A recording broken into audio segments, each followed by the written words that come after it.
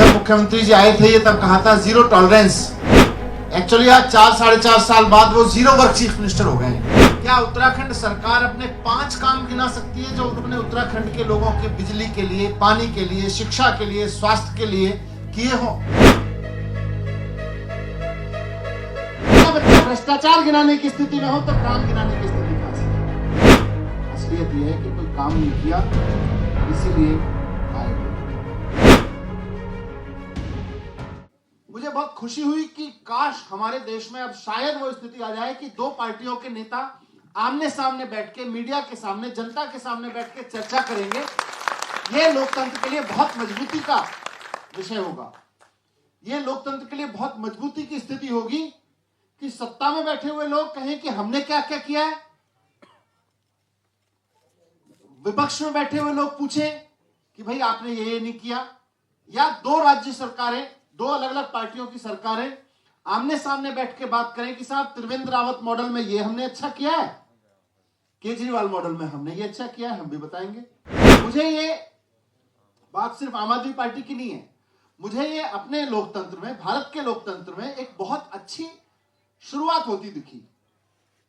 और मुझे सच बताऊं, मेरे मन में मदन कौशिक जी का सम्मान बढ़ा। मुझे लगा शायद वो लोकतंत्र को मजबूत करने के लिए आगे आएंगे। मैं मदन कौशिक जी को व्यक्तिगत रूप से नहीं जानता, बहुत सारे लोग बहुत सारी बातें कहते हैं उनके बारे में, मैं उस पर कोई टिप्पणी नहीं करता, लेकिन उनके उस वक्तव्य से जब, क्योंकि लोकतंत्र में चर्चा ही लोकतंत्र,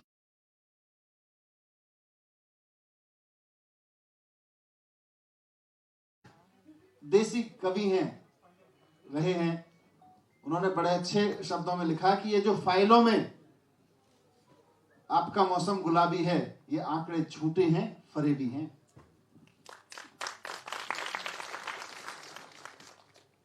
तो ये 100 योजनाएं हो सकता है उन्होंने कागजों पे बना के रखी हो त्रिवेंद्र रावत जी ने, लेकिन अगर जमीन पे उतरी होती, जमीन पे लोगों को फायदा हुआ होता, शिक्षा में कुछ स्कूल अच्छे हुए होते, प्राइवेट स्कूलों की फीस कम हुई होती या रोकी होती, बिजली सस्ती की होती, पानी पे कुछ काम किया होता, रोजगार, महिला सुरक्षा पे काम किया होता, तो आते जरूर।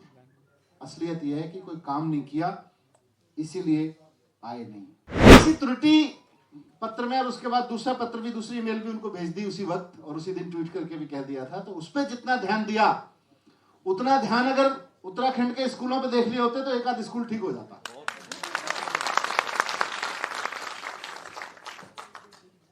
तो पता उनको भी सब है। अब लोग नहीं बताया, मैं तो 2 बार से घूम के गया, यहां तीसरी बार भी आज आया हूं, तो लोग बता रहे हैं जी कि साहब काम नहीं हुए, भ्रष्टाचार खूब हुआ है। त्रिवेंद्र रावत जी के एक सहयोगी विधायक हैं पूरन फरतेयाल जी, वही काफी कुछ बताते रहते हैं। भारतीय जनता पार्टी के नेता, यहां तक कि सरकार में मंत्री भी हैं कई लोग, जो बताते रहते हैं कि उनके साथी हरक सिंह रावत जी क्या कर रहे हैं, कई लोग जिक्र करते रहते हैं, उसका मुझे कहने की जरूरत नहीं है। मुख्यमंत्री जी के ओएसडी के बारे में भी सुनने को मिलता है कि साहब उन्होंने भी बड़ी सेल कंपनियां बना के कुछ मनी लॉन्ड्रिंग वगैरह कर रखी है।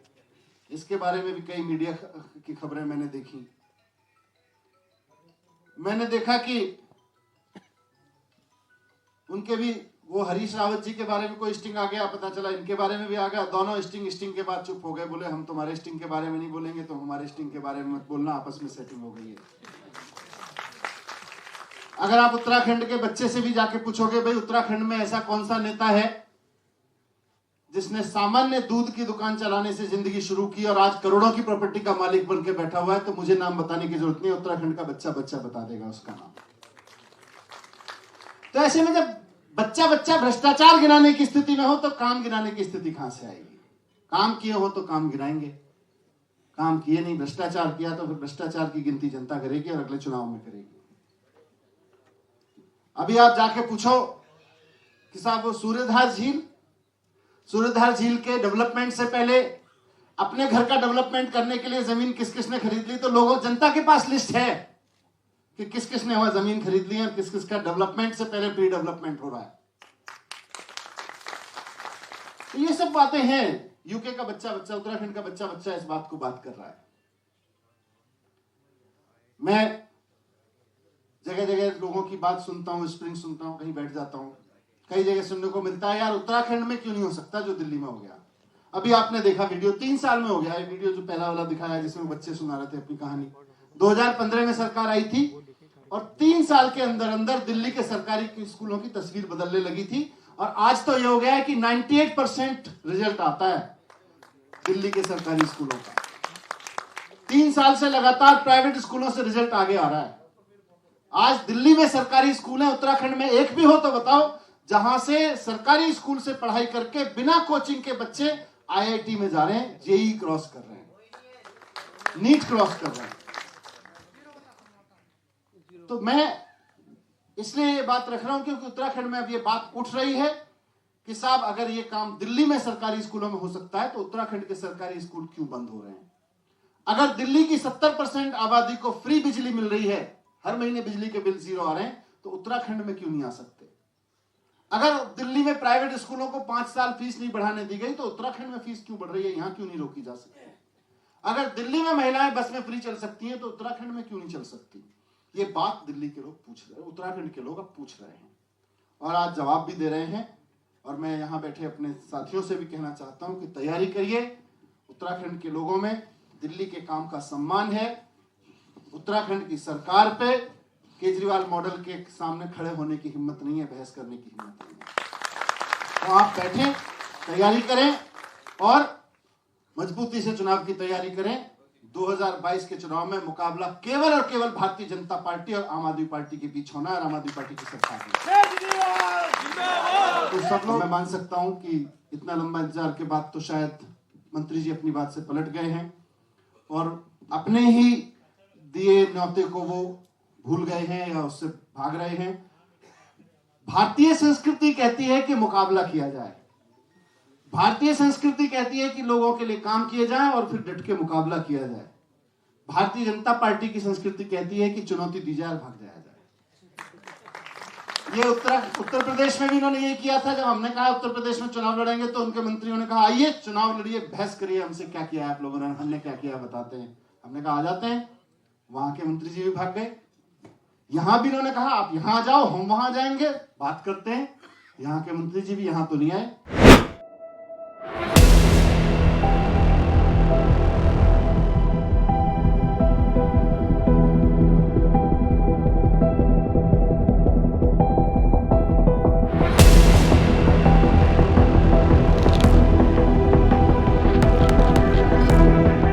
ये मुख्यमंत्री जी की विधानसभा है। यहाँ का ये स्कूल है, सड़क के किनारे इसको देखने आ गया। यहाँ मैं देख रहा हूँ स्कूल तो खैर जैसा है सही है।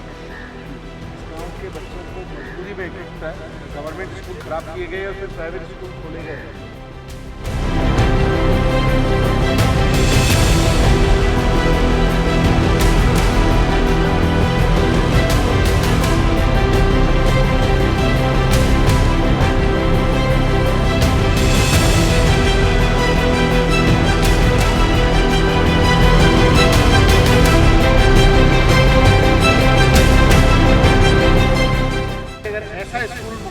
विधानसभा में पूरे उत्तराखंड में तो जो उन्होंने किया होगा अपने विधानसभा के स्कूल को ठीक नहीं करवा पाएंगे।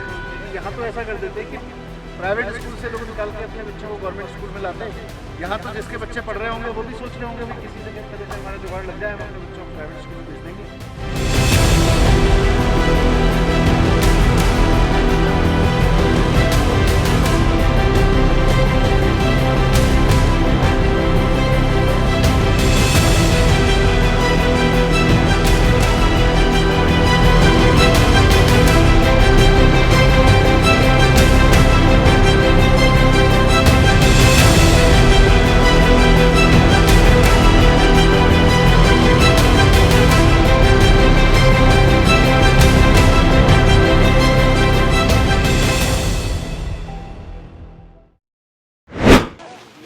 स्कूल में पढ़ाई होती है जी? सर 15 से 20 बच्चे। अच्छा, 15 से 20 बच्चे। तो ज़्यादातर बच्चे फिर गांव के प्राइवेट स्कूलों में जाते हैं। प्राइवेट स्कूल कितने हैं? प्राइवेट स्कूल यहाँ पर 15-20 प्राइवेट स्कूल, 15-20 प्राइवेट स्कूल हैं। प्राइवेट स्कूल बहुत हो गए, गवर्नमेंट स्कूल सब बंद होते जा रहे हैं। ऐसे स्कूल रहेंगे तो कौन पढ़ाएगा? सर हमने तो कई बार दे चुके हैं, वैसे एक लेटर आ गया था शिक्षा विभाग से, अच्छा उसके लिए मर गया, उसके लिए अच्छा। दिया था, अभी दिसंबर में हमने दिया था। ये थोड़ा पेड़ की यहाँ पर समस्या थी, पेड़ बड़े हुए थे, उसके लिए भी दिया था, उसका भी कटान हमारे द्वारा। नहीं, पर 15-20 प्राइवेट स्कूल खुल गए, बच्चे तो पढ़ने वाले हैं, लेकिन प्रॉब्लम यही है कि गवर्नमेंट स्कूल में 15 बच्चे हैं। बंद कर दिया, सारे ताले वाले बंद कर दिए। इनको आइडिया लगा दिया होगा ना सबने। सर बंद पे ताला लगा दिया, स्कूल तो बंद ही है सर। हाँ स्कूल तो बंद है। अच्छा हाँ, चलो कोई बात नहीं। आइडिया तो लग गया कि इनके मुख्यमंत्री जी की विधानसभा में स्कूल देखने आ गए। देखो कैसी हालत है।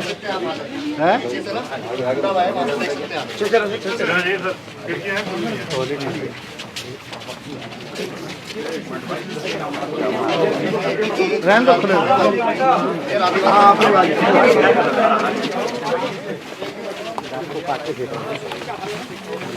रहने दो, क्या छोड़ो, क्या करने जाना है। वो तो दिख ही रहा है, स्कूल की हालत तो दिख ही रही है। लैट्रिन बाथरूम है, टॉयलेट बाथरूम।